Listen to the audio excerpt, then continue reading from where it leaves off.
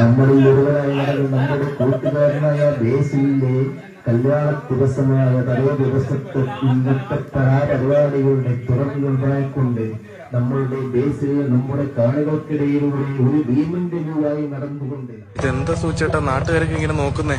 ഇനി മുതൽ സുഖം നാട്ടുകാരും വലിയ ഭ്രാന്തരാണ്.